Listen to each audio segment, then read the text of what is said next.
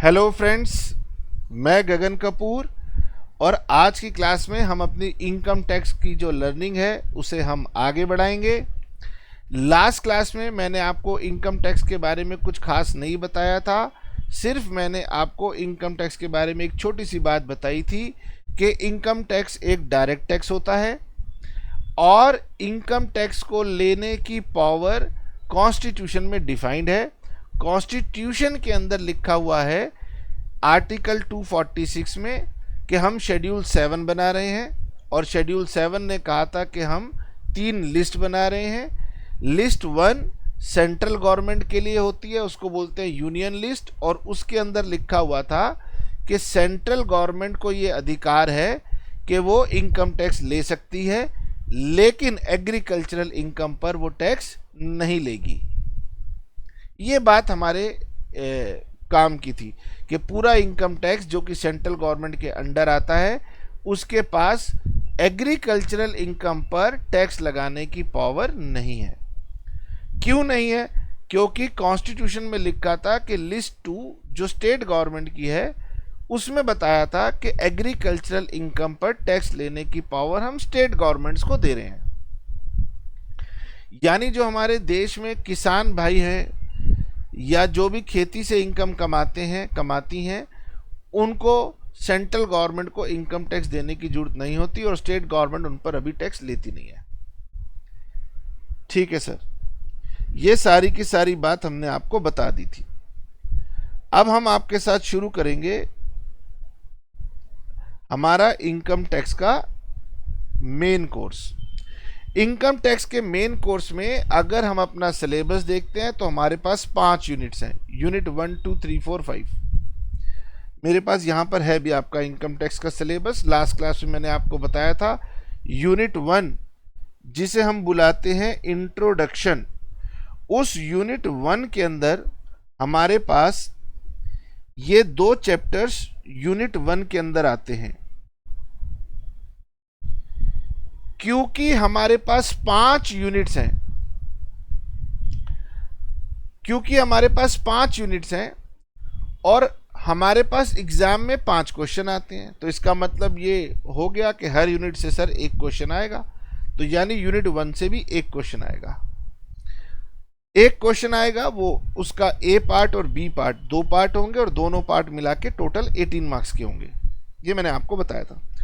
Rather हमारे syllabus के हिसाब से तो ये 3 चैप्टर यूनिट 1 के अंदर आते हैं, लेकिन चैप्टर नंबर 3 थोड़ा ऐसा है कि उस पर डायरेक्ट क्वेश्चन नहीं बन पाता है, इसलिए एग्जाम में चैप्टर 1 और चैप्टर 2 से ही क्वेश्चन हमारे पास आएंगे। तो यूनिट 1 में आपको क्वेश्चन मिलेगा 18 मार्क्स का।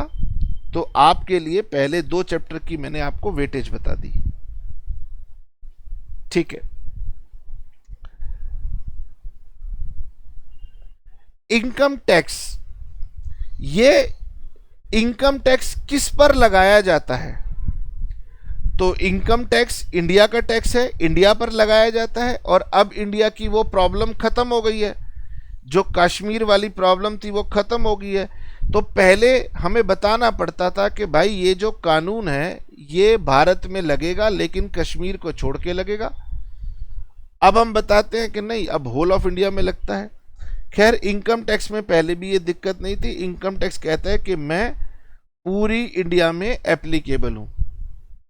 सर, तो अब तो कानून पास हो गया कि वो पीओके भी भारत का हिस्सा है, इसका मतलब वहां पर भी इसकी एप्लीकेबिलिटी चली गई है। हाँ, वहां से सरकार भी ले नहीं पाएगी लेकिन एप्लीकेबिलिटी लग गई है। तो सर, क्या हमसे एग्जाम में वो ये क्वेश्चन पूछेंगे कि इनकम टैक्स की एप्लीकेबिलिटी कहाँ है? नहीं। ठीक है, तो मैंने आपको बता दिया। क्योंकि जो हमारा पहला चैप्टर पढ़ेंगे हम बेसिक कंसेप्ट वाला, उसमें हम सेक्शन 1 to 4 कवर करेंगे। तो सेक्शन 1 छोटा सा होता है। सेक्शन 1 कहता है कि भाई मैं पूरी इंडिया के ऊपर एप्लीकेबल हूं। उसके बाद सेक्शन 2 में है डेफिनेशंस, और हमारे पास इनकम टैक्स में बहुत सारी डेफिनेशंस हैं। तो क्या सारी पढ़ने बैठ जाऊं? नहीं बेटे। हमने एग्जाम का जो पिछला ट्रेंड देखा है, लास्ट 30 इयर्स का ट्रेंड मैं आपको बता रहा हूं, उसके अकॉर्डिंगली 5 से 6 डेफिनेशन फिक्स की हुई है हर एक एग्जाम में, चाहे आप दिल्ली यूनिवर्सिटी का दे रहे हो, किसी और यूनिवर्सिटी का दे रहे हो, या आप सीए का एग्जाम दे रहे हो, 5 से 6 डेफिनेशन ऐसी हैं जिनमें से कोई ना कोई एक डेफिनेशन आपसे पूछी जाएगी। तो ज्यादा नहीं पढ़नी, 5 से 6 डेफिनेशन पढ़नी है। सेक्शन 1 के बाद आता है सेक्शन 2। सेक्शन 2 के अंदर है डेफिनेशंस। अब वो डेफिनेशन सेक्शन 2 पढ़ने से पहले मैं आपके साथ सेक्शन नंबर 4 पढ़ूंगा। सेक्शन नंबर 4 का नाम है चार्जिंग सेक्शन। चार्जिंग सेक्शन से हमारी डेफिनेशन कुछ थोड़ी सी जुड़ जाती हैं, तो इसलिए मुझे मज़ा आता है कि चलो लर्निंग करते हुए बच्चे के माइंड में रोड मैप भी बनता रहे कि सर हम ये 5-6 डेफिनेशन ही क्यों पढ़ रहे हैं, सारी क्यों नहीं पढ़ रहे। तो सेक्शन 4 हम पहले पढ़ा देते हैं। आपसे अगर कोई पूछे कि भाई आप कॉमर्स के विद्यार्थी हो, ओहो टैक्सेशन जैसा सब्जेक्ट पढ़ते हो, वाह जी वाह, इनकम टैक्स पढ़ते हो, ओहो मजा आ गया। वो आपसे पूछे कि इनकम टैक्स का चार्जिंग सेक्शन क्या है बताओ। एग्जाम के लिए नहीं कह रहा, एग्जामिनर बहुत कम पूछता है। उसने एक बार सीए में शायद पूछ लिया था कि इनकम टैक्स का चार्जिंग सेक्शन क्या है, अदरवाइज कभी पूछता नहीं है। चार्जिंग सेक्शन का मतलब है इनकम टैक्स को लगाने की बात यहां लिखी गई है, सेक्शन 4 में लिखी गई है। तो थ्योरी पॉइंट ऑफ व्यू से एग्जाम में वो आपसे नहीं पूछेंगे सेक्शन 4, लेकिन ये 2-3 लाइनों का जो सेक्शन है ये हमें एक रिदम प्रोवाइड करेगा आगे बढ़ने के लिए, इसलिए मैं इसको पहले पढ़ूंगा। क्या लिखा है, इसकी 4 लाइनों में से 3 लाइनें मैं अभी पढ़ूंगा, वो आप समझ सकते हैं। क्या लिखा है, every person whose total income during the previous year exceeds maximum amount not chargeable to tax. टुकड़ों में पढ़ते हैं तो आपको बात समझ में आएगी। हर व्यक्ति, सेक्शन 231 ये मैंने रेफरेंस दिया है कि पर्सन की डेफिनेशन अभी हम पढ़ेंगे, और पर्सन की डेफिनेशन इनकम टैक्स एक्ट में सेक्शन 2 में 31 क्लॉज 31 में आती है। तो हर व्यक्ति जिसकी कुल आय, हिंदी में समझा रहा हूं, हर व्यक्ति जिसकी कुल आय ड्यूरिंग द प्रीवियस ईयर, पीछे बीते हुए वर्ष में, जो वर्ष बीत गया है उस बीते हुए वर्ष में एक्सीड कर गई थी उस अमाउंट को जिस पर भारत सरकार कहती है कि हम टैक्स नहीं लेंगे। तो भारत सरकार ने एक अमाउंट बता दिया, बोले गगन इतने अमाउंट तक की इनकम जो भी कमा ले उससे हम इनकम टैक्स नहीं लेंगे, उसके बियॉन्ड वो कमाएगा तो हम इनकम टैक्स लेंगे। इसका मतलब भारत सरकार ये कह रही है कि मान लो कोई बच्चा है और वो पढ़ रहा है, अब वो पढ़ रहा है तो उसके मन में आई कि मैं अपने माँ बाप का थोड़ा सा बर्डन खर्चा कम कर देता हूँ, मुझे उनसे लेना ना पड़े, मैं इतना पढ़ा लिखा हूँ, तो वो किसी बच्चे को ट्यूशन पढ़ा देता है। और ट्यूशन पढ़ाने से उसको 10,000 रुपये, 15,000 रुपये महीना इनकम हो जाती है, 20,000 रुपये महीना इनकम हो जाती है। मैंने बताया, एग्जाम्पल लिया, 5,000, 10,000, 15,000, 20,000 जो भी ऐसी इनकम हो जाती है। तो सरकार कह रही है कि भाई हम उससे टैक्स नहीं मांगेंगे, यानी सरकार ने एक अमाउंट बता रखा है। सरकार कह रही है यदि उस अमाउंट से ज़्यादा उस व्यक्ति ने कमाया है तभी टैक्स देना है। ठीक है, वो क्या है वो सब आगे चल के आएंगी। दोबारा से पढ़ता हूं, हर व्यक्ति जिसकी कुल आय पिछले बीत गए वर्ष में उस अमाउंट से ज़्यादा थी जिस पे हम टैक्स नहीं लेते, उससे ज़्यादा थी, तो उसे हम एक नाम देंगे असेसी। इनकम टैक्स वाले आपको बुलाएंगे, आप मेरे सम्मानित ग्राहक हो, assessee. And he is liable to pay tax, और वो टैक्स देने के लिए अब बाध्य हो जाएगा, लायबल हो जाएगा। टैक्स वो कैसे निकालेगा, तो वो कह रहे उसके लिए हम रेट बताएंगे या एक से अधिक रेट बताएंगे, आगे चल के वो भी आ जाएंगे। हमने पूछा ये रेट या ये रेट हमें कहाँ मिलेंगे, उन्होंने कहा 2 जगह लिखेंगे, एक तो लिखेंगे फाइनेंस एक्ट में और एक लिखेंगे इनकम टैक्स एक्ट में। मैंने कहा भाई मैं तो इनकम टैक्स एक्ट पढ़ रहा हूं, तो इनकम टैक्स एक्ट में भी रेट लिखे हुए हैं, और वो कह रहे हैं कि गगन एक फाइनेंस एक्ट आता है भारत सरकार हर साल बजट के साथ एक फाइनेंस एक्ट भी देती है। कह रहे उस फाइनेंस एक्ट में हम हर साल बता देते हैं कि हमने कितने टैक्स लेने हैं या किस रेट से लेने हैं।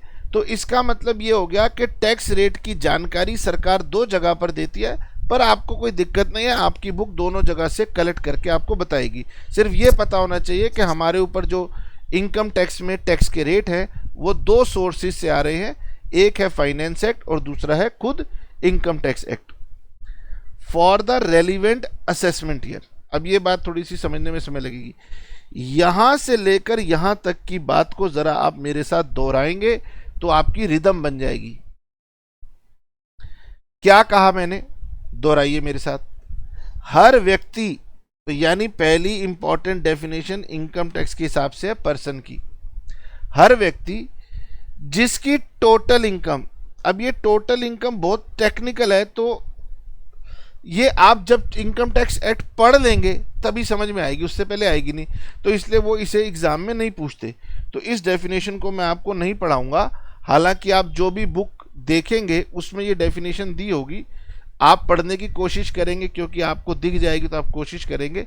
मैं कहूँगा मत करना, जब इनकम टैक्स पढ़ोगे तो बाद में ये आपको अपने आप समझ में आ जाएगी। ये बहुत लंबी डेफिनेशन है, ये आपसे एग्जाम में नहीं पूछी जाएगी।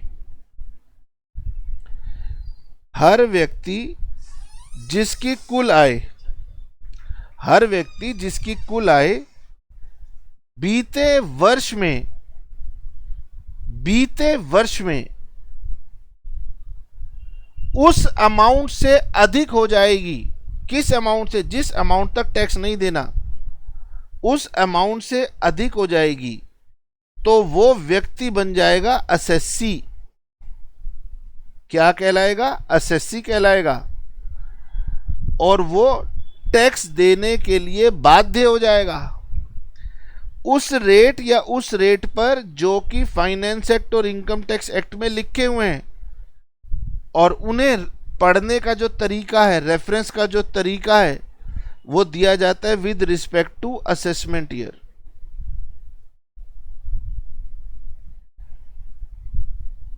उसके बाद की लाइनें हमारे रेजिडेंशियल स्टेटस चैप्टर में चली जाती हैं, तो मैं वहां बताऊंगा।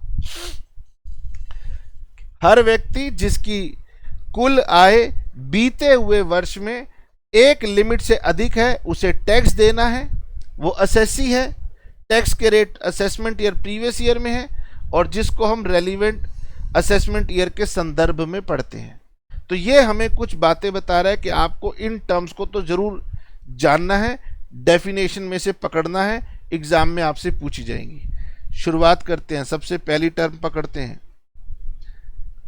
अब मैं थोड़ा सा स्पीड को बढ़ाना शुरू करता हूं। इनकम टैक्स बड़ा लंबा सब्जेक्ट मैटर है, इसलिए ज्यादा इधर उधर नहीं देखेंगे।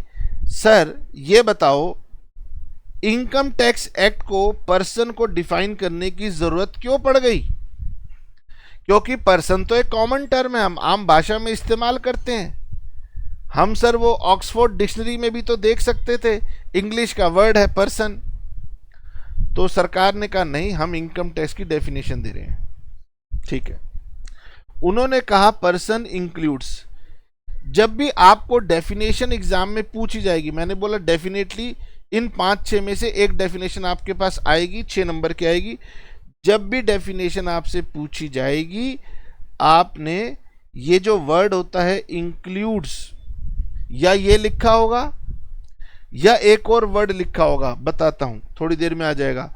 इसको कभी भी चेंज नहीं करना। सरकार कह रही है पर्सन को हम एक लिस्ट बना के बता रहे हैं कि ये लोग मेरे लिए पर्सन है, इसलिए वो कह रहे हैं पर्सन इंक्लूड्स, यानी पर्सन की परिभाषा में इन व्यक्तियों को शामिल कर लो। किस किस को शामिल कर लो? देखो, सबसे पहला है इंडिविजुअल। एग्जाम में जब आपको पर्सन की डेफिनेशन पूछी जाएगी तो केवल आपने इतना सा लिखना है, an individual. Hindu undivided family, ये जो मैंने हेडिंग लिख रखी है, केवल एग्जाम में आपने यही लिखना है। टोटल 7 कैटेगरी सरकार ने बताई हैं। Person include 7 headings. डेफिनेशन में आए तो वो 7 हेडिंग्स लिखना। उन 7 हेडिंग्स के आगे ये जो मैंने लिखा है ये आपको समझाने के लिए लिखा है ताकि आपका इंटरेस्ट बना रहे, इसको रटने की जरूरत नहीं है। Person includes individual. अब इंडिविजुअल आप समझते हो, इंडिविजुअल में आते हैं नेचुरल पर्सन।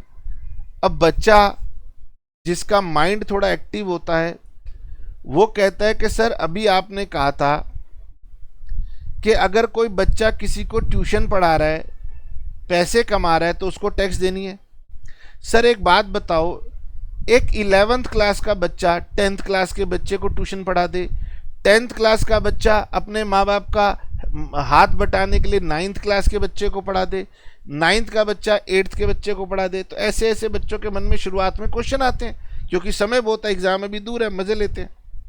तो उनके मन में ये आता है कि सर एक छोटा बच्चा जिसकी उम्र अभी 18 साल नहीं है, क्या उसके ऊपर भी इनकम टैक्स की लायबिलिटी आती है? तो सरकार ने कहा हमने लिखा है हर पर्सन, और पर्सन के अंदर आते हैं नेचुरल पर्सन, यानी कि अब आप मेल हैं, फीमेल हैं, थर्ड जेंडर हैं, माइनर हैं, या फिर आप पर्सन ऑफ अनसाउंड माइंड हैं, कोई मिल गया वाले हैं। मूवी आई थी ना कोई मिल गया, उसमें ऋतिक रोशन ने एक रोल किया है जिसमें वो शरीर से तो बढ़ गया लेकिन दिमाग से अभी वो बड़ा नहीं हुआ। तो चाहे जो भी व्यक्ति हो, तो सरकार कहती है कि कोई भी जो इनकम कमाता है वो हमारे लिए पर्सन है। अब आपको पता है चाइल्ड आर्टिस्ट कई बार गाना गाते हैं, टीवी में एक्टिंग करते हैं, स्पोर्ट्स में काम करते हैं, कुछ और जो भी करते हैं, तो इनकम के तो उनके भी सोर्स हो सकते हैं, इसलिए उनको भी शामिल किया गया है। बाकी उनकी डिटेल बाद में। बोलिए डेफिनेशन ऑफ पर्सन, एग्जाम में आ गई, डेफिनेशन लिखो पर्सन की, 6 मार्क्स की, तो 7 हेडिंग्स हैं वो लिखनी है। आपने लिखना है पर्सन इंक्लूड्स इंडिविजुअल। उसके आगे की बात आपको समझाने के लिए थी। Person includes Hindu undivided family. Bharat में विभिन्न विभिन्न धर्मों के लोग रहते हैं, लेकिन यदि आपका धर्म हिंदू है, वैसे तो वो न्यूज़ में बोलते हैं कि हिंदू धर्म नहीं है, सनातन धर्म है, लेकिन यहाँ लिखा हुआ है हिंदू। हिंदू धर्म के अगर आप हैं तो हिंदू धर्म के लोगों के लिए एक अलग प्रोविज़न है कि वो अपने परिवार के नाम से व्यापार कर सकते हैं। तो कई बार आप ना दुकान का नाम पढ़ते होंगे, Agarwal and sons, Jain and sons, एक तो मूवी आई थी कपूर एंड सन्स। तो इस तरीके से ये एक प्रथा है, हिंदू जो रिलीजन को फॉलो करते हैं कि वो अपने परिवार के नाम से व्यापार करते हैं। तो उनकी वो कहते हैं कि ये कमाई मेरी नहीं है, वो व्यक्ति कहते हैं ये कमाई मेरी नहीं है, ये कमाई तो मेरे परिवार की है। तो सरकार ने कहा कि फिर परिवार भी हमारे लिए पर्सन है और हम परिवार से टैक्स मांगेंगे। कैसे मांगेंगे वो बात हम अभी नहीं करेंगे, ठीक है। तो दूसरी टर्म आती है हिंदू अनडिवाइडेड फैमिली। आपने बस एग्जाम में हेडिंग लिखनी है और कुछ नहीं लिखना। इसको पढ़ने के लिए ये स्क्रीन पर मैं आपको थोड़ी सी लाइनें दे रहा हूं, इसको आप खुद से रीड कर लीजिएगा जब मन हो। पहले तो वो कहते हैं गगन एचयूएफ को हमने कोई डिफाइन किया नहीं है, एचयूएफ की आइडेंटिटी अपने परिवार से हमने अलग रखी हुई है, इस परिवार के अंदर कौन लोग आते हैं ये सब दिया हुआ है। और मैं आपको बता दूं कि ये मत कहना कि सर जो जैनी हैं क्या उनके ऊपर भी ये कंसेप्ट है, तो जैनी भी हिंदू हैं, सिख भी हिंदू हैं, बुद्धिस्ट भी हिंदू हैं, और जो पारसी होते हैं वो भी इसमें कवर होते हैं। अब बात आ गई सर कंपनी। कंपनी की डेफिनेशन कंपनीज एक्ट में दी हुई है, तो हमें ये नहीं जानना कौन कंपनी है, कौन प्राइवेट है, कौन पब्लिक है, कौन फॉरेन है, कौन इंडियन है। उन्होंने कहा कि गगन जो भी कंपनी है उसको भी इनकम टैक्स देना है। आपने 12th क्लास में पढ़ा था कंपनी के साथ साथ पार्टनरशिप फर्म, कुछ लोगों ने पार्टनरशिप फर्म बना ली, तो क्या उनको भी टैक्स देना है? तो सरकार ने कहा टैक्स हर पर्सन को देना है, और हमारी नज़र में फर्म जो है वो भी पर्सन है। कुछ समय पहले कानून में थोड़े से बदलाव किए गए और उन्होंने फर्म के साथ साथ एक टर्म दी लिमिटेड लाइबिलिटी पार्टनरशिप। तो चाहे आप पार्टनरशिप कहिए या एलएलपी कहिए, इनकम टैक्स की नज़रों में ये दोनों एक समान है, और इन दोनों को भी जो भी ये कमाएंगे उसको उस पर भारत सरकार को टैक्स देना है। आइए जी, HUF टर्म हो सकता है कि आपने पहली बार सुनी हो, तो उसको 2-4 बार आप पढ़ेंगे तो अपने मन को संतुष्ट कर लेंगे और कोई बात नहीं। अब एक नई टर्म आप सुनने जा रहे हैं, वो है एसोसिएशन ऑफ पर्सन या बॉडी ऑफ इंडिविजुअल्स। अब ये क्या होती है? जब लोगों को पता चला कि हम अगर कुछ भी कमाएंगे तो हमें टैक्स देना पड़ेगा, तो लोग सोचने लगते हैं कि कुछ ऐसा करते हैं जिससे हमें टैक्स ना देना पड़े, बच जाए। धीरे धीरे आप पढ़ोगे, टैक्स के रेट भी हमारे देश में बहुत ज़्यादा है, लेकिन वो अगर कम भी होते तो भी इंसान की एक मानसिकता होती है, वो नहीं देना चाहता पैसे किसी और को, खुद ही एंजॉय करना चाहता है। तो लोगों ने सोचा यार क्या करें, अगर मान लो मैं गगन कपूर अपने नाम से ट्यूशन फीस लेता हूं आपसे, तो सरकार को पता लगता है भाई गगन के बैंक अकाउंट में पैसे आए हैं, वो पूछेगी भाई गगन इस पैसों में से कितने खर्च हुए, जो बच गए वो तेरी कमाई है, टैक्स दे। तो लोगों ने सोचा यार इंडिविजुअल रहूंगा टैक्स लग जाएगा, तो उनके दिमाग में आया मैं परिवार बना लेता हूं। अब जो हिंदू थे वो तो परिवार बना सकते हैं, तो सरकार ने उनको भी पकड़ लिया कि भैया तुम इधर आ जाओ, टैक्स दो। कुछ लोगों के मन में आया कि यार एक काम करते हैं कंपनी बना लेते हैं, तो सरकार ने कहा लो भाई तब भी तुम्हें टैक्स देना पड़ेगा। ओहो सर, कुछ लोगों के मन में आया कि हम पार्टनरशिप फर्म बना लेते हैं, सरकार ने कहा तब भी तुम्हें टैक्स देना पड़ेगा। फिर उन्होंने के मन में आया हम LLP बना ले तो भी टैक्स देना पड़ेगा। कह रहे यार तो कैसे बचें? वो कहते हैं एक काम करते हैं, हम एक ना समूह बना लेते हैं, और हम उस समूह को ना तो परिवार का नाम देंगे। परिवार का नाम क्यों नहीं देंगे? वो कहेंगे क्योंकि हम एक परिवार के ब्लड रिलेशन में नहीं आते, तो हम परिवार नहीं है। तो सरकार ने कहा तुम परिवार नहीं हो तो मैं तुम्हें पार्टनरशिप फर्म बना दूंगी। वो कहेंगे हमने तो फर्म बनाई नहीं, कैसे बना दोगे, डीड बनी नहीं हमारी कोई। हम तुम्हें कंपनी बना देंगे। कह रहे हमने तुम्हारे पास रजिस्ट्रेशन कराया नहीं, तुम हमें कंपनी कैसे बना दोगे? और फिर वो व्यापार करने लग जाते हैं, कुछ कमाने लग जाते हैं। तो ऐसी संस्थाओं को भी टैक्स देना पड़ेगा।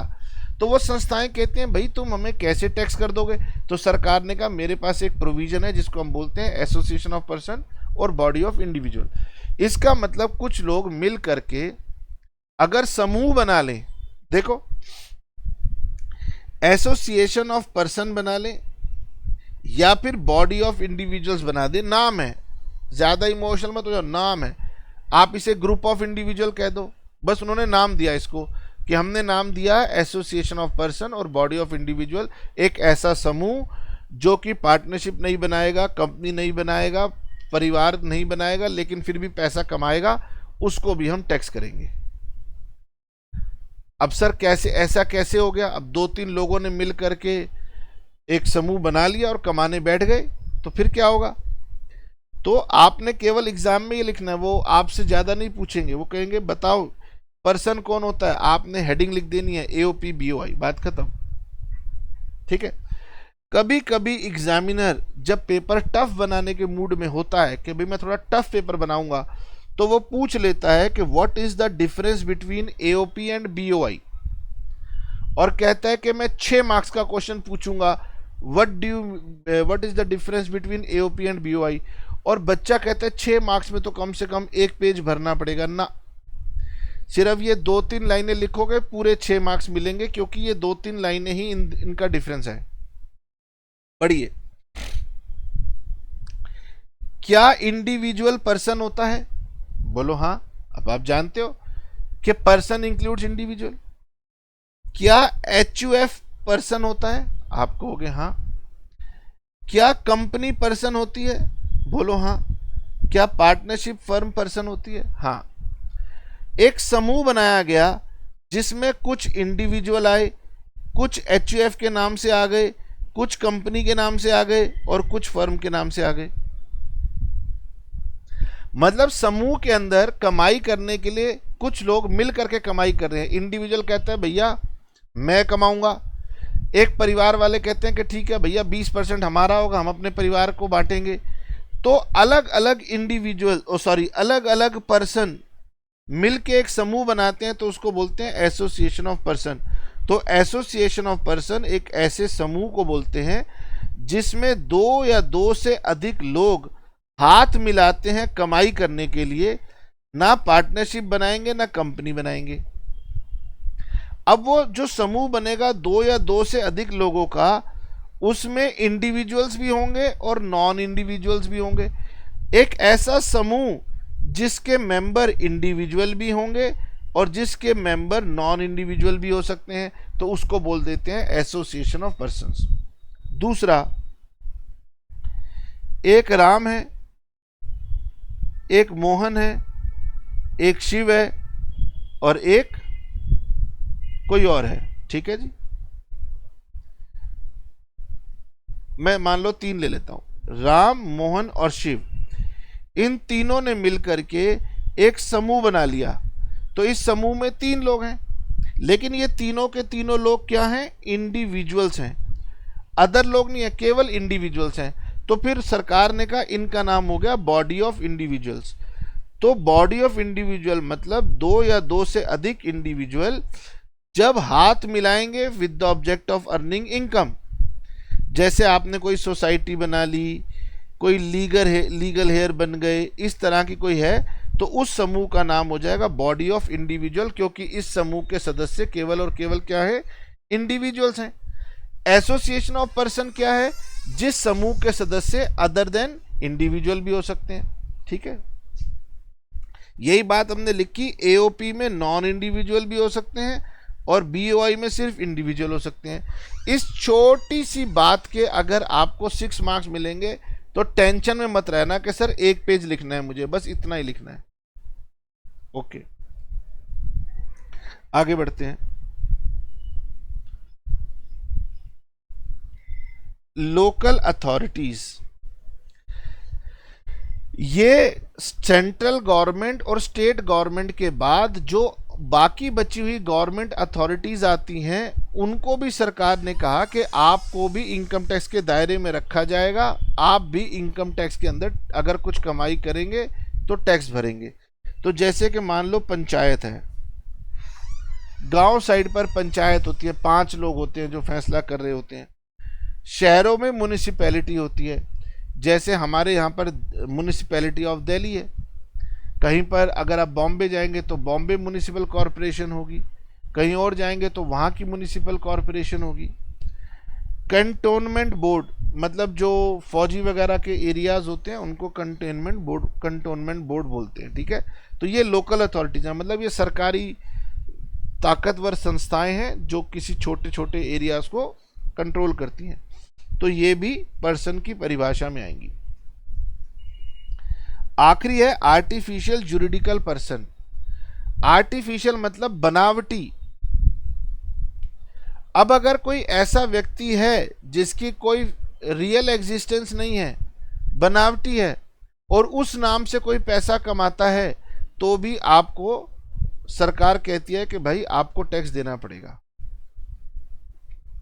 नाउ जैसे कि मान लीजिए राम मंदिर है, तो राम मंदिर में जो लोग भी वहां के ट्रस्टीज होंगे वो कहेंगे कि भाई लोगों ने मान लो हमें 1000 करोड़ रुपए का दान दे दिया, डोनेशन दे दी, तो उनके पास 1000 करोड़ रुपए आ गए। उदाहरण दे रहा हूँ, इसका कोई मुझे फैक्चुअल वो नहीं पता कि आप कहो कि सर आपने कहा था राम मंदिर को 1000 करोड़ मिले। कोई मंदिर हो, कोई गुरुद्वारा हो, कोई मस्जिद हो, कोई चर्च हो, या कोई और भी ऐसी संस्था हो, ठीक है, जिस संस्था के पास पैसे आ गए, वो कह रहा है कि भाई मैं तो इंडिविजुअल नहीं हूं, मैं तो फर्म भी नहीं हूं, पार्टनरशिप भी नहीं हूं, समूह भी नहीं हूं। तो मैंने इजी एग्जांपल ले लिया। इजी एग्जांपल क्या है? रिलीजन के नाम पर पैसे आए हैं, तो हम कह रहे हैं ये पैसे मेरे नहीं है, ये पैसे तो भगवान के हैं।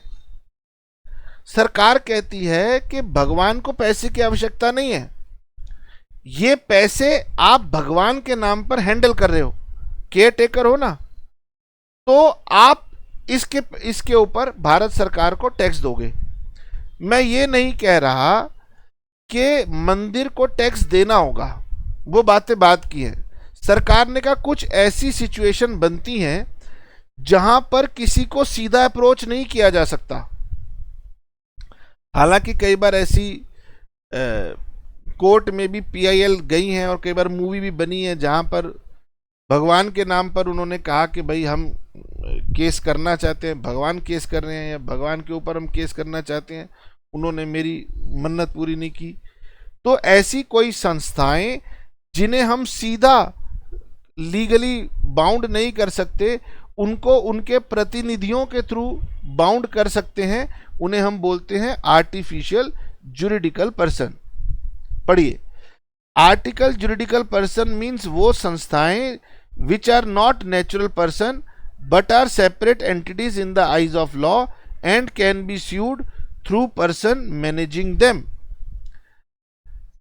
भगवान राम, उनके नाम से कोर्ट में केस चल रहा है, भगवान कृष्ण के नाम से कोर्ट में केस चल रहा है, तो कौन चला रहा है? कोई ना कोई उनके रिप्रेजेंटेटिव चला रहे हैं। तो ऐसी भी कुछ सिचुएशंस होती हैं जहां पर रिप्रेजेंटेटिव के थ्रू किसी को डील करना पड़ता है। तो ऐसी संस्थाओं को भी हम इसमें आर्टिफिशियल जुरिडिकल पर्सन कह करके हम पर्सन की परिभाषा में रखते हैं। उदाहरण के तौर पे भगवान हैं, मूर्तियां हैं, डाइटीज वगैरह हैं।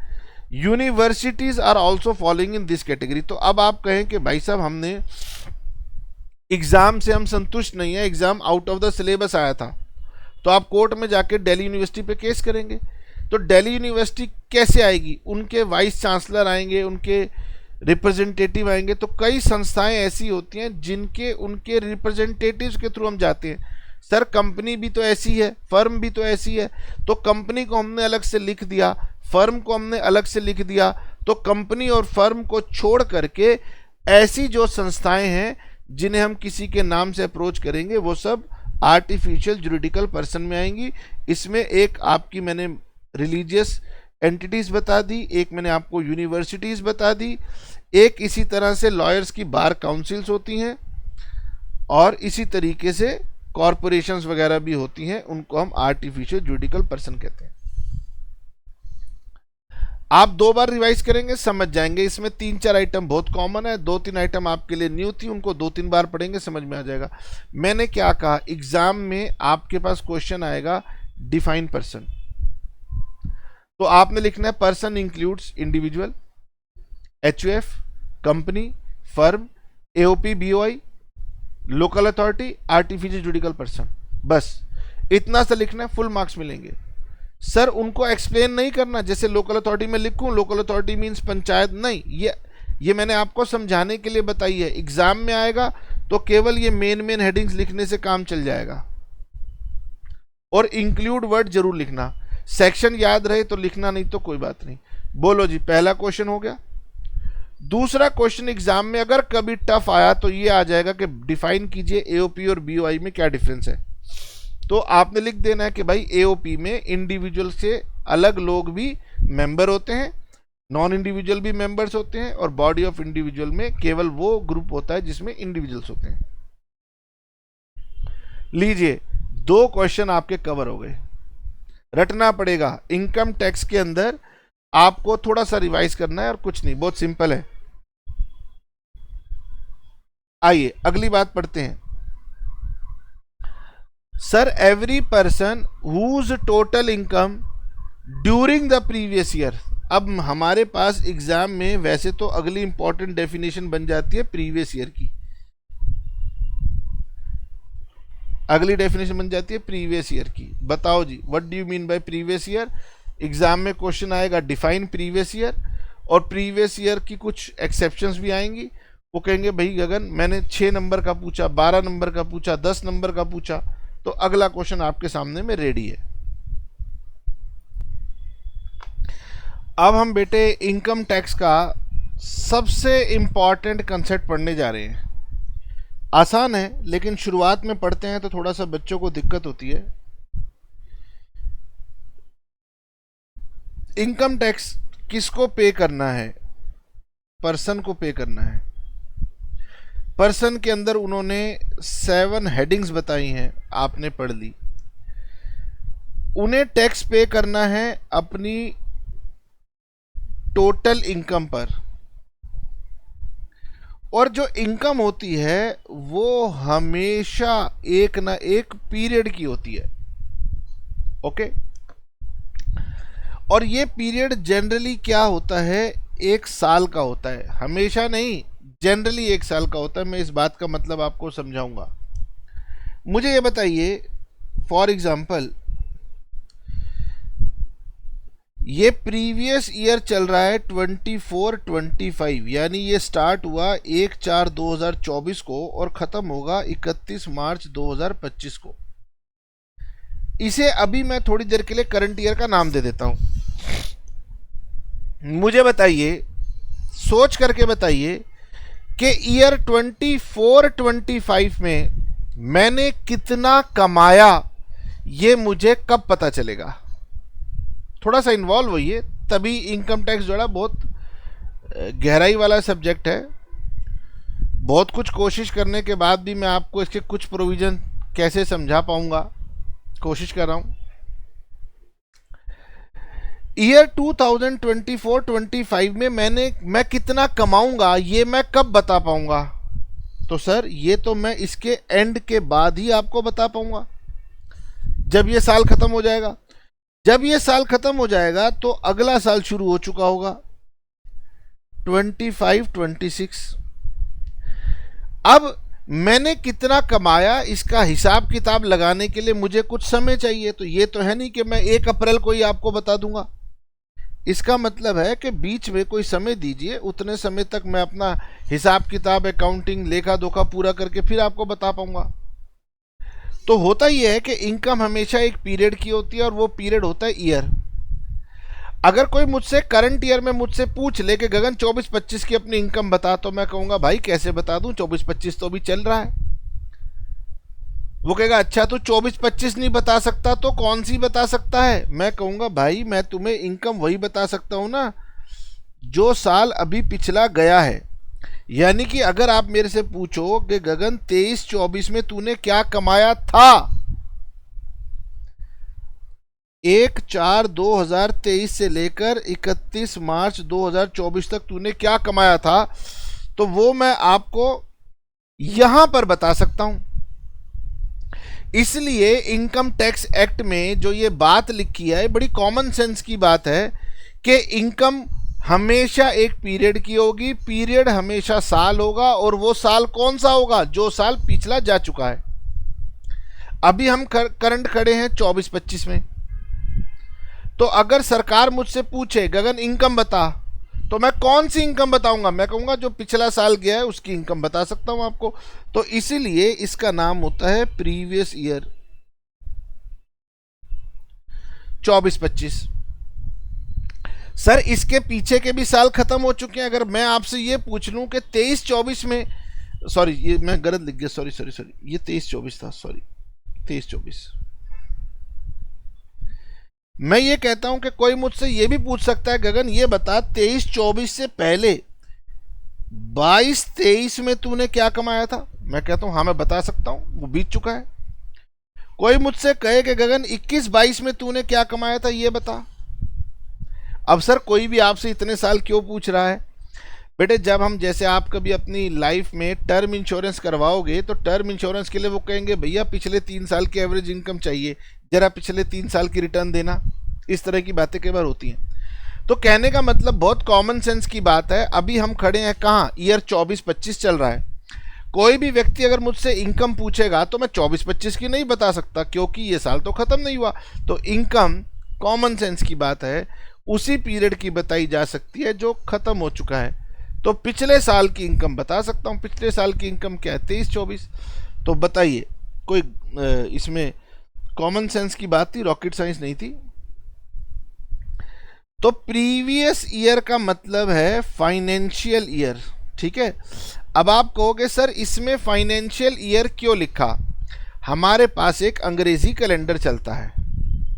वो अंग्रेजी कैलेंडर 1 जनवरी को शुरू होता है, 31 दिसंबर को पूरा हो जाता है। तो हम कैलेंड्रिक ईयर पे नहीं चलते, हम फाइनेंशियल ईयर से चलते हैं। फाइनेंशियल ईयर होता है 1 अप्रैल से लेकर 31 मार्च। यानी कि प्रीवियस ईयर की डेफिनेशन अगर आपसे पूछ ली जाए एग्जाम में, तो अब यहां पर प्रीवियस ईयर इंक्लूड नहीं लिखा, यहां लिखा है previous year means, previous year means financial year, और फाइनेंशियल ईयर आते ही मेरे माइंड में अप्रैल से लेकर मार्च का पीरियड बनना चाहिए।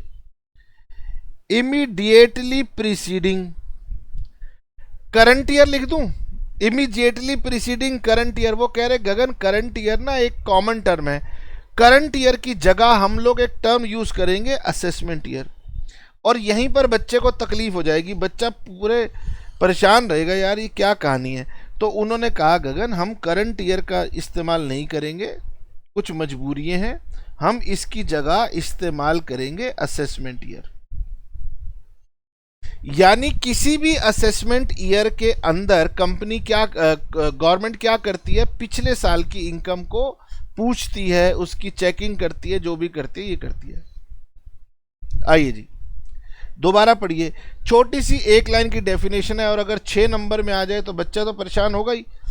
इतना सा लिखना है कि previous year means financial year immediately preceding assessment year, that's it, बात खत्म,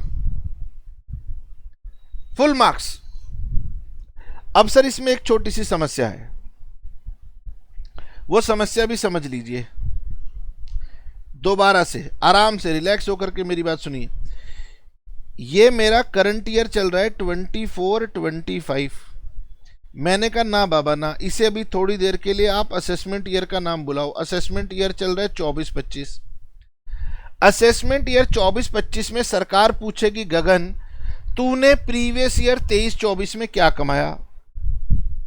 ये हो गया मेरा प्रीवियस ईयर 23-24, सरकार पूछ रही है तूने क्या कमाया, और इनकम वो मुझसे पूछ रही है साल की, ठीक है।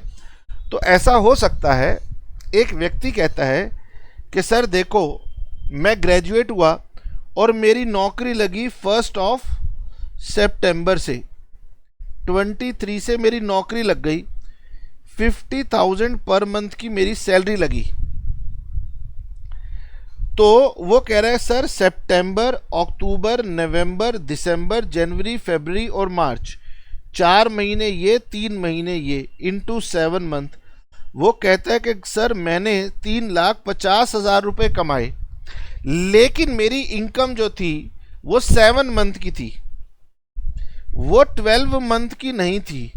मुझसे पूछा जा रहा है कि तेरे प्रीवियस ईयर की इनकम कितनी है, और वो व्यक्ति भारत सरकार को ये कहना चाहता है कि सर मैं 1 सितंबर 2023 से लेकर के 31 मार्च 2024 तक की इनकम बता सकता हूं, यानी मेरा साल तो पूरा हुआ नहीं। तो सरकार क्या कहेगी, बहुत दयालु है, सरकार कहेगी भाई तेरा तो साल पूरा हुआ नहीं, चल तू उस साल की रिपोर्ट छोड़ दे, अगले साल तेरे से बात कर लेंगे। इतनी दयालु तो सरकार है नहीं। तो इसलिए सरकार ने लिख दिया कि ना ना ना ना, मेरे प्रीवियस ईयर का मतलब ये है अगर तुमने पहली बार कमाना शुरू किया है, ध्यान से सुनो, अगर तुमने पहली बार कमाना शुरू किया है तो जिस दिन से कमाना शुरू किया है उस दिन से लेकर जो 31 मार्च का पीरियड है इसी को मैं प्रीवियस ईयर मान लूंगी। बस बोलिए प्रीवियस ईयर का मतलब क्या है, फाइनेंशियल ईयर। फाइनेंशियल ईयर का मतलब क्या होता है, अप्रैल से लेकर मार्च।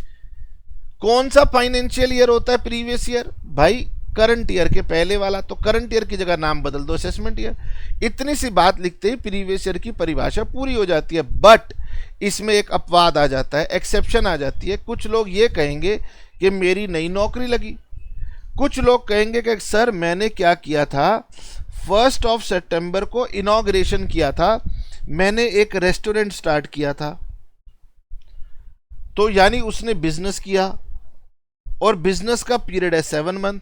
तो सरकार कह रही है कि अगर तूने नया कमाना शुरू किया था, चाहे तेरी नौकरी लगी थी चाहे तूने व्यापार किया था, तो जिस दिन शुरू किया था उस दिन से लेकर 31 मार्च तक का जो तेरा पीरियड होगा ना, पहली बार ऐसा होगा, हम उसको भी प्रीवियस ईयर मान लेंगे। तो एग्जामिनर आपसे सवाल पूछेगा क्या कभी प्रीवियस ईयर 12 महीने से कम के समय का हो सकता है, तो आपको कहना है यस। अगर new source of income existence में आया था तब ऐसा हो सकता है कि आपका प्रीवियस ईयर 12 महीने से कम का हो जाए। वो जिस दिन आपका इनकम सोर्स स्टार्ट हुआ तब से लेकर 31 मार्च तक का पहला प्रीवियस ईयर होगा और वो 12 महीने से कम होगा। यही बात यहां पर लिखी है, पढ़ सको जरा पढ़ के देखो और मुझे बताओ कि आपको समझ में आई या नहीं आई। पढ़िए, यहां लिखा है previous year of a newly setup business. अगर आपने नया बिजनेस शुरू किया, अब कुछ लोग बिजनेस करते हैं और कुछ लोग प्रोफेशन करते हैं, तो आपने न्यूली सेटअप किया बिजनेस को या प्रोफेशन को, या फिर new source of income comes into existence, या फिर आपकी जॉब लगी। तो प्रीवियस ईयर अगर आपने नया बिजनेस या प्रोफेशन शुरू किया या आपका new source of income existence में आया, शैल बी रिकॉर्ड,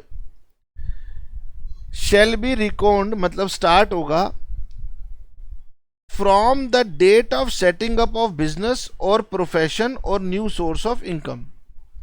जिस दिन आपका न्यू बिजनेस, न्यू प्रोफेशन या new source of income start हुआ तब से शुरू होगा और ending on 31 March of that year, और उस साल के 31 मार्च को खत्म हो जाएगा। तो प्रीवियस ईयर की परिभाषा में पहली लाइन तो बच्चा बहुत इजीली समझ लेता है। वो कहता है कि सर प्रीवियस ईयर का मतलब है financial year immediately preceding assessment year. ठीक है, और फिर वो ये बात लिखनी भूल जाता है, ये बात भी आपको लिख के आनी है कि न्यू बिजनेस है तो स्टार्टिंग डेट से लेकर एंड तक का चलेगा। आपसे एग्जाम में क्वेश्चन पूछा जाएगा कि क्या प्रीवियस ईयर 12 मंथ से कम का हो सकता है, तो आपने लिखना है यस, फुल मार्क्स। ओके, ठीक है। अब देखिए, ये टेक्निकल भाषा थोड़ी अजीब है, लेकिन जनरल आम बोलचाल की भाषा में यदि कोई मुझसे पूछे कि गगन प्रीवियस ईयर क्या होता है, तो मैं ये कहूंगा कि प्रीवियस ईयर वो पीरियड होता है जिस पीरियड की इनकम के बारे में बात हो रही है, लेकिन परिभाषा में इसका कोई मेंशन नहीं है कि ये वो पीरियड है जिस पीरियड की इनकम हो रही है। बट सेक्शन, चार्जिंग सेक्शन में कहा है कि total income of previous year होती है ना। खैर कोई बात नहीं, धीरे धीरे आप समझेंगे, कंफ्यूज मत होना। तो अगर आपसे पूछा जाए तो आपने वो डेफिनेशन लिखनी है। अगर कोई आदमी आपसे आम चाल की बोलचाल की भाषा में पूछ ले प्रीवियस ईयर क्या है, तो आप कहेंगे जिस ईयर की इनकम की बात होती है उस ईयर को प्रीवियस ईयर बोलते हैं। ठीक है, नाउ हमने दो बातें समझी।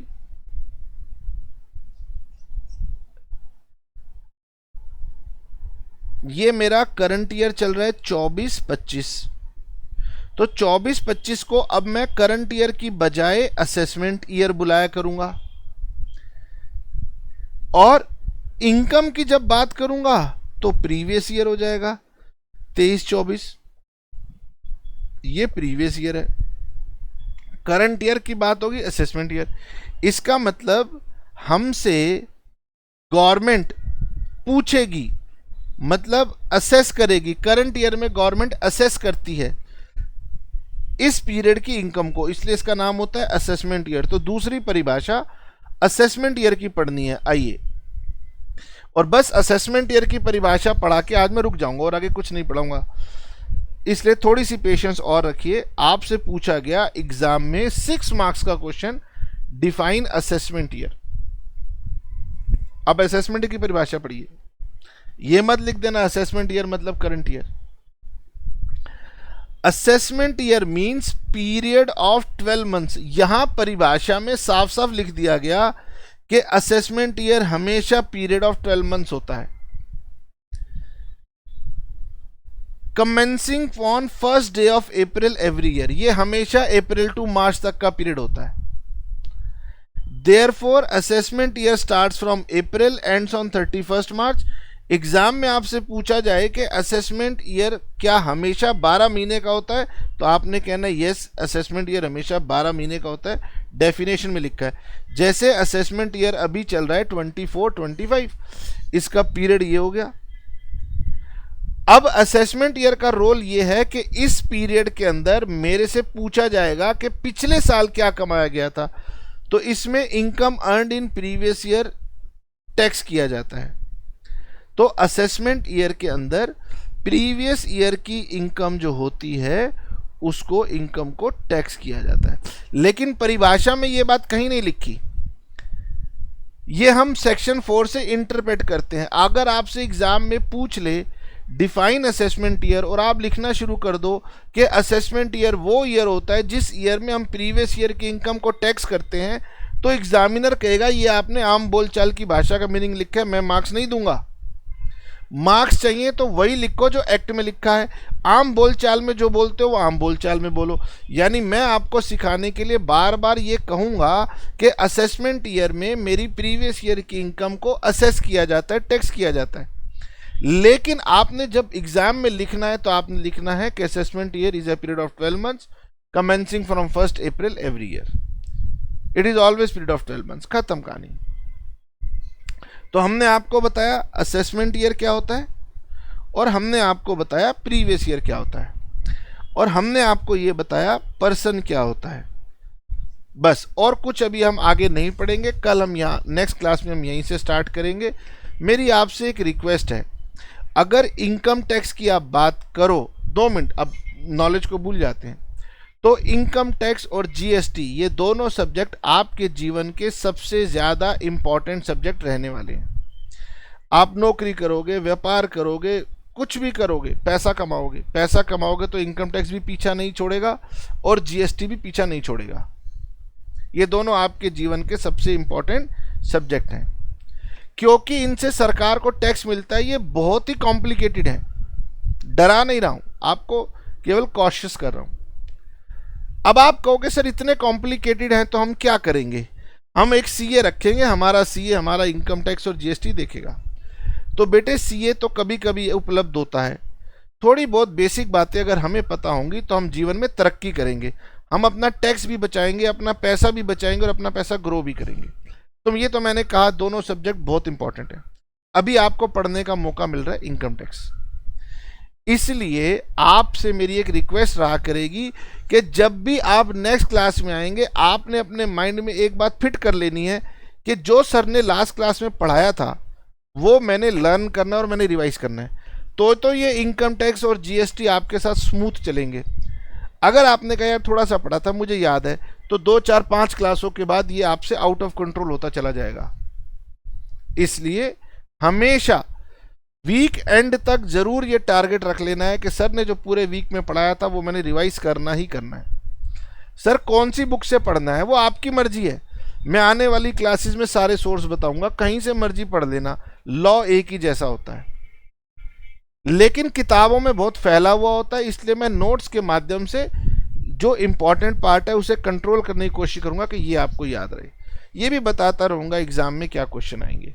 आपको बता दी एग्जाम के 3 4 आज क्वेश्चन मैंने बता दिए, जरूर आएंगे। इनमें से एक आएगा, सारे नहीं आएंगे। ठीक है। अच्छा, अगर आपको हमारी क्लास अच्छी लगी हो तो अपने कॉलेज के एक तो ग्रुप में शेयर कर देना। जो नोट्स हैं वो मैंने व्हाट्सएप ग्रुप के ऊपर भी डाल दिए हैं। ठीक है। तो नेक्स्ट क्लास में जब आएंगे तो प्लीज़ पर्सन की डेफिनेशन को याद करके आना है और प्रीवियस ईयर और असेसमेंट ईयर को याद करके आना है। चलिए, tata, bye bye, see you.